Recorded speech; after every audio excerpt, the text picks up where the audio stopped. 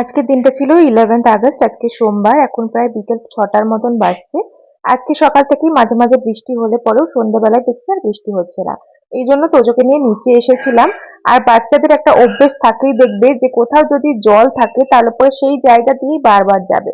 আমাদেরও ছোটবেলায় এই স্বভাবটা ছিল, আর তারপরে পায়ের ছাপটা আমরা লক্ষ্য করতাম। তোজো ঠিক সেরকম ভাবেই জলের ওপর দিয়ে সাইকেল চালিয়ে সাইকেলের যে দাগগুলো পড়ছে সেটা দেখছিল। তো আমিও আর বাধা দিইনি, ছোটবেলার এগুলো তো থাকবেই। সেই জন্যই আর তারপরে 7টার মধ্যে চলে এসেছিলাম বাড়িতে। এসে আগে সন্ধে দিলাম, আর আজকে যেহেতু আমরা ওই এক পাকের সবজি দিয়ে রান্নাই খেয়েছি, তাই সন্ধেবেলায় আমার আর উজ্জ্বলের খিদেই পেয়ে গিয়েছিল। তা না হলে সন্ধেবেলাটায় আমাদের অতটাও খিদে পায় না, যেহেতু লাঞ্চ করতে আমাদের দেরি হয়। তো আজকে হচ্ছে দুধ দুধ দিয়ে কফি বানিয়ে নিয়েছিলাম, আর এই যে কফিটা ছিল নেসলের, সেটা হচ্ছে ক্যারামেল ফ্লেভারের। এই জন্য যতই কফি দিই না কেন, ওটা ডার্ক যে ভাবটা সেটা আসে না। তার সাথে দিয়েছিলাম হচ্ছে নিমকি আর কুকিজ আর ওটস এর বিস্কুট গুলো আর কি, আর আমার জন্য নিয়েছিলাম আইসক্রিম।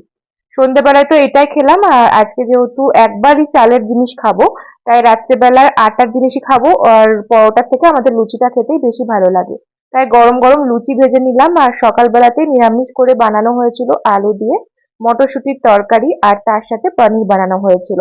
আর মিষ্টি তো তার সাথে ছিলই। আটার জিনিসের সাথে মিষ্টিটা খেতে কিন্তু বেশ ভালো লাগে।